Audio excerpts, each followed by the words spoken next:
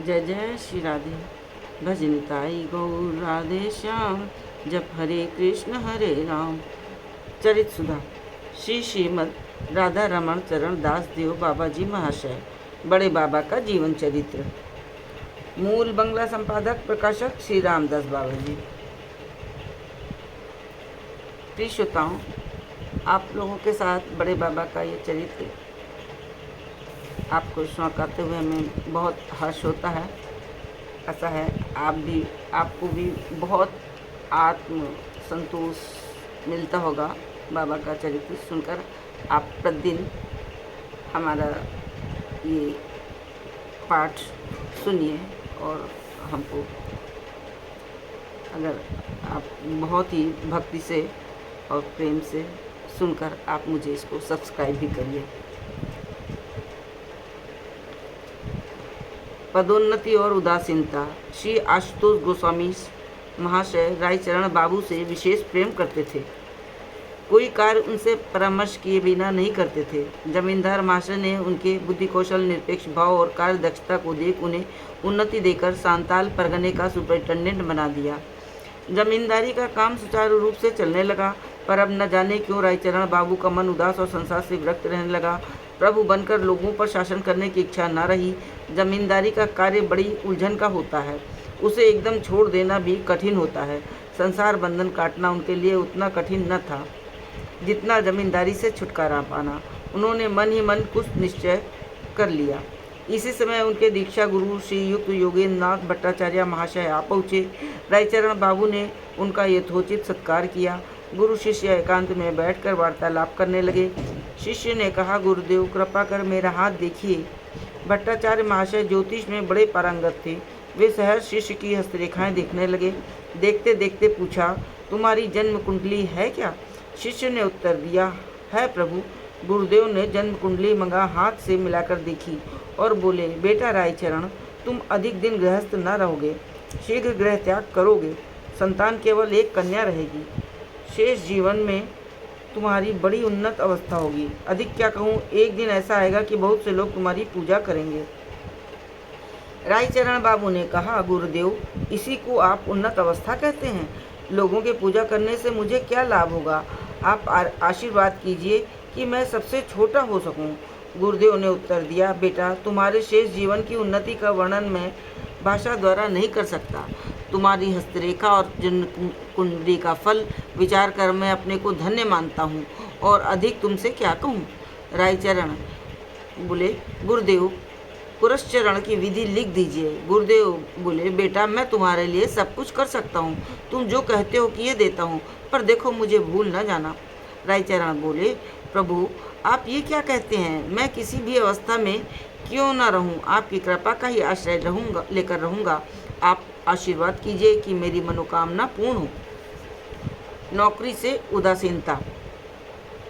भट्टाचार्य महाशय ने पुरस्चरण की विधि लिख दी। कुछ दिन बाद रायचरण बाबू को सांतर कचहरी जाना पड़ा। इधर देवी त्रैलोक्यतारिणी के गर्भ से एक कन्या का जन्म हुआ। रायचरण बाबू की उस समय की मानसिक स्थिति के अनुसार उसका नाम हरिदासी रखा गया। इधर आशु बाबू की जमींदारी की कोयली कचहरी के इलाके में धान की खेती के कारण प्रजा में विद्रोह खड़ा हो गया। किसी कर्मचारी को उन पर शासन करने में समर्थ न जान आशु बाबू रायचरण बाबू से इस इलाके को काबू में लाने के लिए बार बार अनुरोध करने लगे। उन्होंने उत्तर दिया, मुझे नौकरी से छुट्टी दीजिए, मारकाट के बीच पड़ने की मेरी इच्छा नहीं है। ये कहकर वे घोड़ा खाली चले गए। आशु बाबू ने बड़े आग्रह से पत्र लिखा, आपसे मैं और कुछ न कहूँगा, मेरा विशेष अनुरोध है कि आप एक बार आकर मुझसे मिलें। रायचरण बाबू ने कोई उत्तर न दिया। आशु बाबू ने फिर इस प्रकार का पत्र भेजा। उसके उत्तर में उन्होंने लिखा, मुझे कामकाज करना अब अच्छा नहीं लगता, आप कृपा कर नौकरी से छुट्टी दे दें। फिर किसी का समय आपके चरण दर्शन करूंगा, इस समय मुझे क्षमा करें। आशु बाबू ने इस विपत्ति के समय रायचरण बाबू को छोड़ना नहीं चाहा, क्योंकि उन्हें छोड़ और कोई ऐसा व्यक्ति नहीं था जो इस विपत्ति में उनकी रक्षा कर सकता। इसीलिए उन्हें लिवा लाने के लिए उन्होंने आदमियों के साथ एक घोड़ा भेजा। गांव के लोग उनसे कहने लगे, देखिए, इतने बड़े धनी मानी व्यक्ति और ब्राह्मण से इतने बड़े आग्रह की अवहेलना करना उचित नहीं, आपका एक बार जाना ही ठीक है। रायचरण बाबू क्या करते, इच्छा न होते हुए भी चले गए।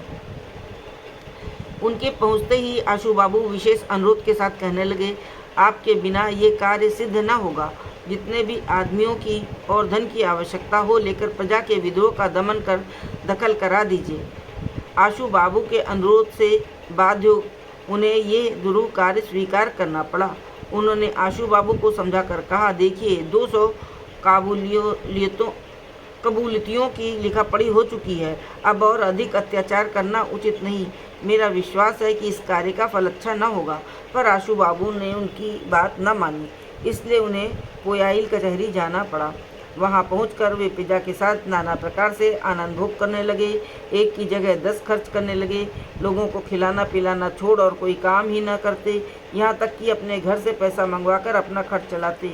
वे सोचते थे कि किसी प्रकार आशु बाबू से छुटकारा मिल जाए, पर आशु बाबू इतने पर भी उन्हें छोड़ने को तैयार न थे। तब उन्हें बाध्य होकर विद्रोही प्रजा का कच्चा धान कटवाने के लिए आदमी भेजने पड़े। ये लोग जब धान काट कर ला रहे थे, विद्रोहियों के 800-900 आदमियों का एक दल वहां आया और लड़ाई के लिए उद्धत हुआ। एक कर्मचारी ने आकर कहा, आपके पास केवल 400 आदमी हैं, विपक्षियों के 800-900 हैं, तुरंत कुछ व्यवस्था कीजिए। रायचरण बाबू झगड़े की जगह जाने को तैयार न थे, पर फिर सोचा कि धान कटवाकर प्रजा की हानि की गई है, अब यदि लूट हो गई तो जमींदार का अनिष्ट और अपमान भी होगा। बहुत सोच विचार कर वे मौके पर गए और खाली बंदूक चिटकाने लगे। बंदूक का शब्द सुन विद्रोही डरकर भाग गए। धान जब कचहरी में लाया गया तो वे उसे देख रो रो कर कहने लगे, कैसा गर्हित काम हुआ है, धान अच्छी तरह पका भी नहीं। कितने गरीब आदमियों को कष्ट की कमाई थी, कितने भूखे लोगों का पेट भरता इससे। ये सब नष्ट हो गया। लड़ाई होती तो आदमियों की जान भी चली जाती। ऐसा घृणित कार्य अब कभी न होगा। गृह त्याग। दोपहर का समय है, घर में रसोई हो चुकी है, सब पदार्थ ज्यों के त्यों रखे हैं। रायचरण बाबू ने उनका स्पर्श भी नहीं किया। उनके हृदय में अनुताप की अग्नि धक धक कर रही है। उनके ऊपर अनुराग का प्रबल पवन बह रहा है। संसार रूपी शुष्क तृण अब कितनी देर ठहर सकेगा। वो क्षण भर में जलकर राख हो गया। रायचरण बाबू को देश काल की सुधि न रही। वे जिधर देखते हैं उधर ही शून्य जान पड़ता है। संसार एक विषम विषाद की छाया मात्र प्रतीत होता है। इसे छोड़ कहाँ जाना है, कुछ ठीक नहीं। किसी वस्तु की ओर लक्ष्य नहीं, केवल धर्म अनुराग उनके उद्भ्रांत मन को कहीं ले जाने को उद्यत है। बस वे बाहर निकल पड़े। उस ज्ञान शून्य अवस्था में वो दिन बिना आहार के बीता। दूसरे दिन थोड़ा दूध लिया। अविश्रांत भाव से 3 दिन पैदल चलकर गड़ई नदी के नया पाड़ा घाट पर पहुँचे। घाट का मल्लाह द्वारिक पाटनी उन्हें देखकर बोला, बाबूजी, आपके मुख की ओर देखकर मुझे ऐसा प्रतीत होता है कि आप किसी से कहे सुने बिना यहाँ से जा रहे हैं। आप यहाँ विश्राम करें, मैं पार न करूँगा, लोग मुझे दोष देंगे। जब से आप इस देश में आए हैं हम लोग बड़े सुखी हैं। आप चले जाओगे ये हमारा भाग्य सो जाएगा, देश में अंधकार हो जाएगा। कहते कहते द्वारिक रोने लगा। रायचरण बाबू मीठे वाक्यों में समझा बुझाकर अपने ओढ़ने का बहुमूल्य दुसाला उसको देते हुए बोले, बेटा, मैं शीघ्र ही वापस आऊँगा, तू मुझे जल्दी पार कर दे। द्वारिक ने बिना कुछ कहे मंत्र मुग्धवत उनकी आज्ञा का पालन किया। नदी पार कर वे सोचने लगे, किधर जाऊं। सोचा, पहले भवानीपुर में माँ काली के दर्शन करूं और माँ जैसा आदेश करें वैसा करूं। यह निश्चय करके भवानीपुर की ओर चल पड़े। वहाँ माँ के दर्शन कर बहुत आनंदित हुए। काली माता के सेवकों से उस पवित्र स्थान का वृत्तांत पूछा। उन्होंने कहा, ये नाटौर के राजा रामकृष्ण राय बहादुर का उपासना स्थान है। उन्होंने यहीं उपासना कर सिद्धि लाभ की थी। इस समय ये स्थान छोटी तरफ के राजा की देखरेख में है। यहाँ अतिथि सेवा होती है। माँ काली पंचमुखी आसन पर विराजमान हैं। सेवा में किसी प्रकार की त्रुटि हो जाने पर माँ अब भी उसका समाधान करती हैं। ये सुन रायचरण उस स्थान को पुरस्चरण के लिए उपयुक्त समझ कुछ दिन यहाँ ठहर गए। पुरस्चरण। रायचरण बाबू का व्यवहार और धर्म अनुराग देख भवानीपुर के लोग मुग्ध हो गए। उनकी प्रकृति, बुद्धि, प्रवृत्ति और बातचीत से काली मंदिर के कर्मचारी समझ गए कि वे किसी बड़े घर के व्यक्ति हैं, इसलिए उनका विशेष सम्मान करने लगे। धीरे धीरे सूर्य ग्रहण का समय निकट आया। उन्होंने कर्मचारियों से कहा, मेरी बड़ी प्रबल इच्छा है कि माँ के पास बैठकर मंत्र पुरस्चरण करूं। ये सुन सब एक स्वर से बोले, इसमें हमें कोई आपत्ति नहीं, पर पंचमुखी सिद्ध आसन पर बैठने से बड़ी विपदाओं की आशंका है। बहुत से साधु सन्यासी इस आसन पर का सफलतापूर्वक प्रयोग करने में असमर्थ रहे हैं। वे बोले, मुझे इस सिद्धासन पर बैठने की कोई इच्छा नहीं है। माँ के निकट किसी भी स्थान पर बैठ जाऊंगा। कर्मचारियों ने कहा, आपकी जिस स्थान पर बैठने की इच्छा हो बैठें, हम लोग सब व्यवस्था कर देंगे। सूर्य ग्रहण के दिन रायचरण बाबू स्नान कर भीगे वस्त्रों में एक आसन पर बैठ मंत्र पुरस्चरण करने लगे। पूर्णग्रास सूर्य ग्रहण के समय पुरस्चरण कर सुचारू रूप से चलने लगा। लोगों ने देखा कि वे एकाएक मूर्छित होकर गिर पड़े हैं। उनके नेत्र चढ़े हुए हैं, हाथ पर हाथ रखा है, मुख से शब्द नहीं निकल रहा है, पर हृदय आनंद से पूरित है। शरीर कभी पुलकित और कभी कंपित हो रहा है। थोड़ी देर में सूर्यदेव ग्रह मुक्त हो अपनी प्रखर किरणों का विस्तार करने लगे। उनका तेज सबको असह्य लगने लगा। उस समय रायचरण बाबू के शरीर से अत्यधिक पसीना निकल रहा था। यह देख सब लोग अवाक रह गए। कोई कहता, इनके शरीर का रक्त जल होकर बह रहा है, लगता है अब बचेंगे नहीं। कोई कहता, इनका शरीर बहुत स्थूल है, शरीर में मांस नहीं है, केवल जल ही जल है, वही निकल रहा है। शरीर का रंग एकदम काला हो गया है। थोड़ी देर में एक ब्राह्मण दूध लेकर आया और उसमें कपड़ा भिगोकर बूंद बूंद कर उनके मुंह में टपकाने लगा। 20 मिनट में जब दूध गले से नीचे उतरा तो उन्हें कुछ होश आया। उठने की सामर्थ्य न थी। 3-4 आदमी पकड़कर उन्हें ब्राह्मण के घर ले गए। ब्राह्मण, ब्राह्मणी और उनकी कन्या उनकी सेवा करने लगे। 2 दिन बाद जब वे कुछ स्वस्थ हुए तो ब्राह्मण ने कहा, बेटा, तुम्हारे शरीर की अवस्था ठीक नहीं है।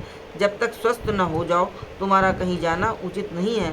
उन्होंने कहा, बाबा, मैं क्या करूं? माँ का जैसा आदेश हुआ है वैसा ही करना होगा। ब्राह्मण ने पूछा, बेटा, माँ का क्या आदेश हुआ है, क्या मैं जान सकता हूँ? उन्होंने उत्तर दिया, आप मेरे पिता के समान हैं, आपसे कहने में कोई आपत्ति नहीं। कुछ दिन पहले मैंने स्वप्न में देखा था कि माँ मुझसे कह रही हैं, तू अब घर में मत रहे, भवानीपुर में मेरे पास बैठकर पुरस्चरण कर, तेरी मनोकामना पूरी होगी। निद्रा भंग होने पर मैं ये निश्चय न कर सका कि कौन सा भवानीपुर, तो मुझे बड़ी चिंता हुई, परंतु गृह त्याग करने को की चिंता में डूब गया। इसी बीच गुरुदेव आ पहुँचे। उनसे पुरस्चरण की विधि मालूम कर ली। उन्होंने मेरा हाथ देकर कहा, तुम्हें और अधिक संसार भोग नहीं करना होगा। मैं माँ की कृपा की प्रतीक्षा करने लगा। धीरे धीरे करुणामयी काली माँ ने कृपा कर मेरा संसार बंधन काट दिया। घर से बाहर निकलकर सोचने लगा, कौन से भवानीपुर चलूं, कलकत्ता भवानीपुर या बगुड़ा भवानीपुर। विचार करते करते मन इधर ही खींचा। यहाँ आकर माँ के दर्शन कर बड़ी शांति मिली। कई दिन से माँ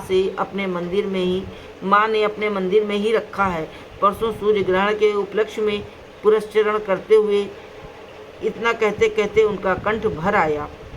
ब्राह्मण ने कहा, कहो बेटा, संकोच ना करो, मुझसे कहने से तुम्हारा इष्ट छोड़ अनिष्ट नहीं होगा। वे कहने लगे, जब संख्या पूर्ण होने से कुछ पहले दयामयी माँ कहते कहते बालक की तरह रो पड़े, फिर चित्त स्थिर कर गदगद कंठ से कहने लगी। मेरे मस्तक पर हाथ रखकर माँ कहने लगी, जा, तेरी सब साथ पूरी हुई। सरयू तीर पर तुझे मनोमत गुरु मिलेंगे, उनसे तुझे अभिष्ट वस्तु प्राप्त होगी। मैंने रोते रोते कहा, माँ, मैं उन्हें कैसे पहचानूंगा? तब दयामयी माँ ने कहा, मैंने उनसे भी कह दिया है, वे तेरी बाट देख रहे हैं। उनकी आवानुलंबित भुजाएं हैं, आकर्ण विस्तृत नेत्र हैं, गौरवर्ण का 4 हाथ का शरीर है। नाम है योगेंद्र नाथ गोस्वामी। पहले खड़दह में रहते थे। गृहस्थ आश्रम त्याग करने पर शंकरारण्यपुरी कहलाने लगे। वे बड़े विरक्त सन्यासी हैं। उन्होंने केवल एक शिष्य किया और प्रतिज्ञा की कि अब शिष्य ना करेंगे, परंतु मैंने तेरे लिए आदेश कर दिया है। उन्हें सामान्य मनुष्य न समझना, वे साक्षात नित्यानंद अवतार हैं। ये कहकर माँ अंतर ध्यान हो गई। बस मैं इतना ही जानता हूँ, उसके बाद यहाँ किस तरह आया सो माँ ही जानती हैं। आप वृद्ध ब्राह्मण हैं, गुरुतुल्य हैं, आशीर्वाद दीजिए जिससे माँ ब्रह्ममयी के आदेश का पालन कर सकूं। ब्राह्मण ने रायचरण बाबू को प्रेम आलिंगन किया। वो दिन इसी प्रकार आनंद में बीत गया। जय जय श्री राधे। जय बड़े बाबा की।